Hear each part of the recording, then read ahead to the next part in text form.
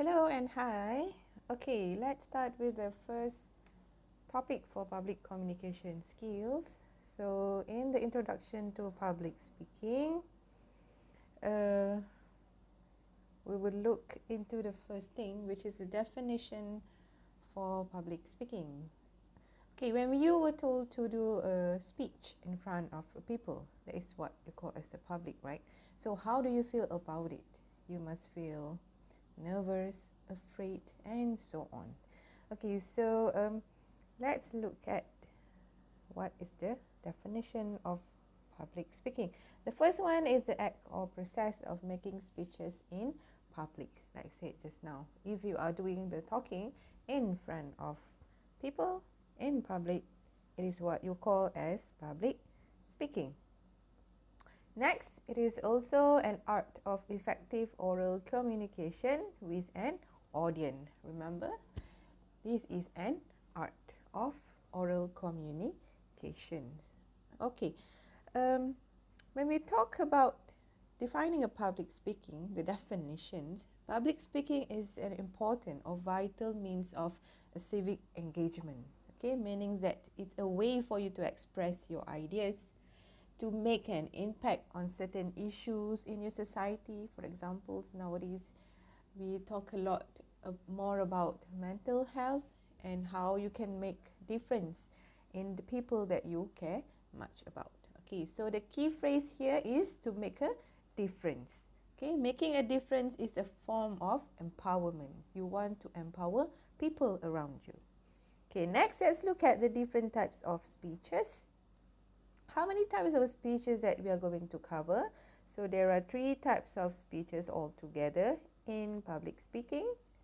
Okay, so the first one is informative speech, second is persuasive speech, and the third one is for special occasions. Okay, so I have a card here, so let's sort it out together. Okay, what does it mean by to promote a specific product? When you are promoting a specific product, meaning that you are doing a persuasive speech. Okay, all those salespersons out there, they are actually using a persuasive speech when they are selling or promoting their product. Any speech is informative if it presents any idea, any information. Okay, persuasive speech is, we use persuasive language all the time. Yes, without you notice it. So after this, we will look at how you use it in your daily life, the persuasive speech. It is something that we do almost every day. Persuasive speech, informative speech, meaning that you are going to give information, okay, to your family, to your siblings, to your friends. Persuasive speech is about convince others to change feelings, behavior, and also beliefs. Okay, explain something to people. It is informative speech. Okay, explain how to cook omelette, for example. Explain how to learn better in logistics, for example. Those are kind of informative speech. The topics will depend on the occasion itself. This one will be for special occasion. Okay, it can be for a wedding toast, it can be for a birthday party, and so on. For farewell. Okay, next, to sell an idea to audience. Selling idea is persuasive speech. Show them how to do something. Informative speech. Show them how to do something is an example of a speech that you're going to do for this semester assessment, and then help people to understand something, informative speech. It can be speeches for farewell, birthday party, or wedding. This one for special occasion. Okay, next, to convince someone to take action. When you want to try to ask someone to believe in what you say or to do something of what you are saying, it is a persuasive speech. Okay, that's one, informative speech. Okay, you can redo these activities when you review the lesson on your own. Okay, next we move on to dealing with stage fright. When you're talking in front of people, right, that is normal for you to feel afraid, nervous. Okay, you have a butterflies in your stomach. Okay, those anxiety, fear, and nervous words related to public speaking when you're going to deliver a speech. So there we have a mixed feeling and should know how to control themselves. Okay, you should know how to take control of the stage. Okay, okay, I think we can skip this video. You can watch it while doing your own review. Okay, so the three key points that I want to highlight in the video is it is very important for you to have to try a quick fix to be a powerful speaker. Okay, try a quick fix meaning that you should think of something else, meaning that you should have a backup plan. Okay, if A doesn't work out, so you change to plan B. Next is believe in your ability to improve. Okay, meaning that you must have a growth mindset. Okay, you did not be in that situation forever if you are stuck or you have come across any problems. You should go out from that circle. Okay, find out what you're going to do next. And then 3, you can practice a failure. Okay, when you're preparing for your presentation for speech, you can imagine if the plan that you have already planned are not working. So what are you going to do? If it's not working as well, how are you going to react to that kind of situation?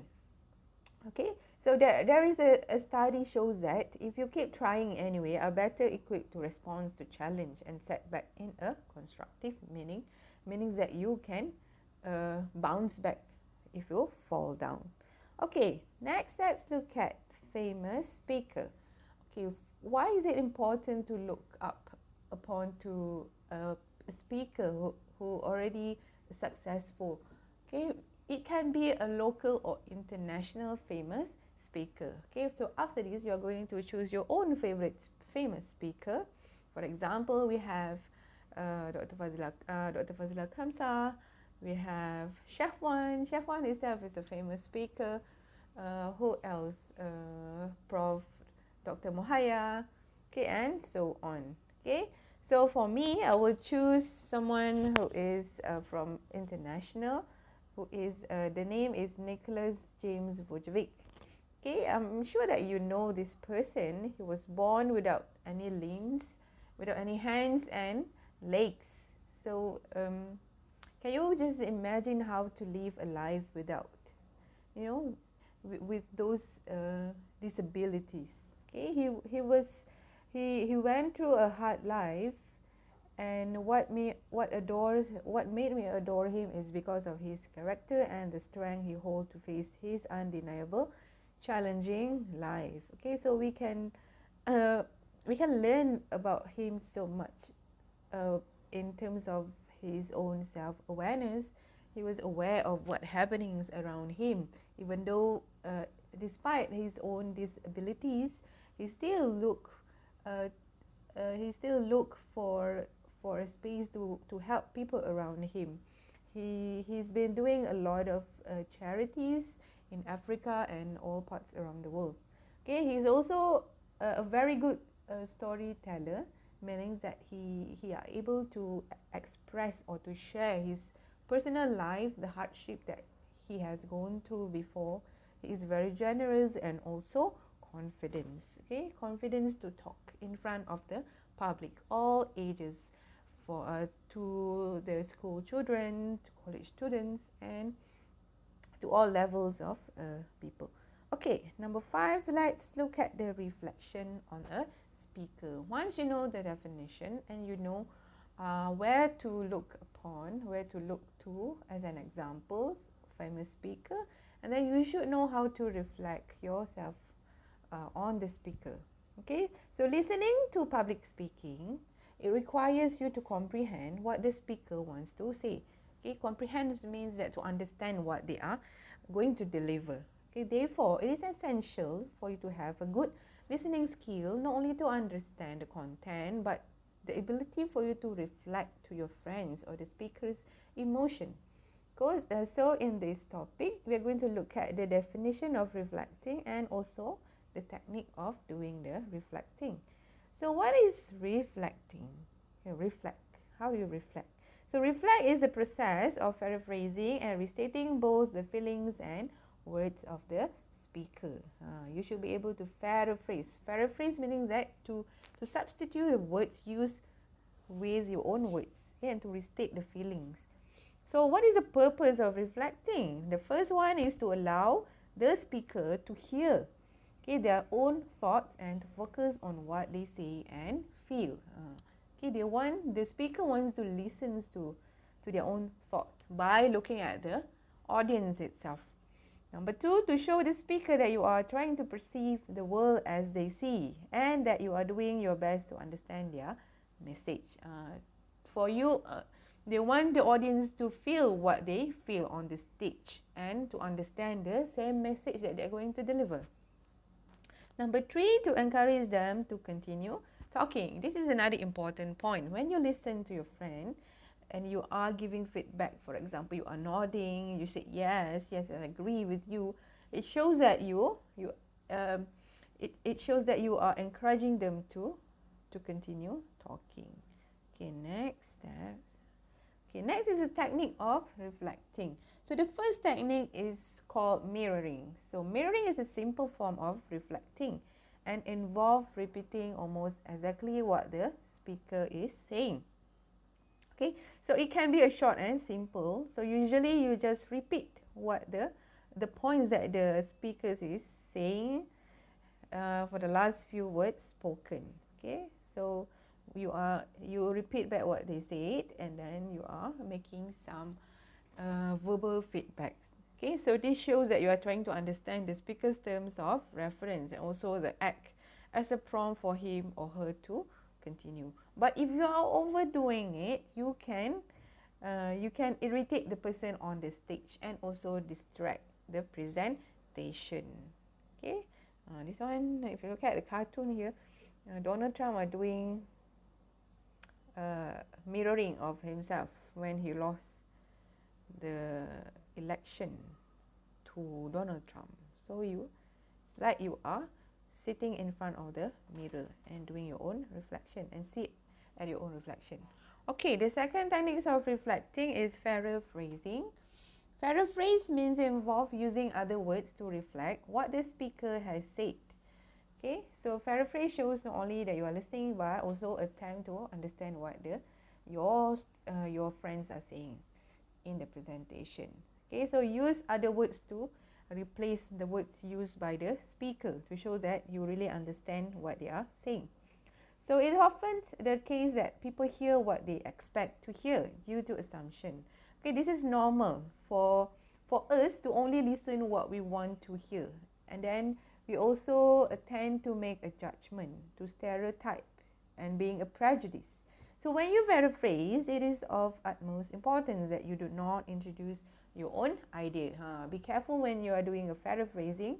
When you listen to your friend's presentation, do not say that I think it's better for my friend to do this instead of this. If you are voicing out your own opinions, meaning that you are making your own assumption and you are judging your friend's presentation. You are being judgmental. Okay, I think that's all for introduction to public speaking. I hope you understand the explanation. So while you are reviewing back the lesson, I want you to take the quiz, a few questions on the first topic. Okay, thank you.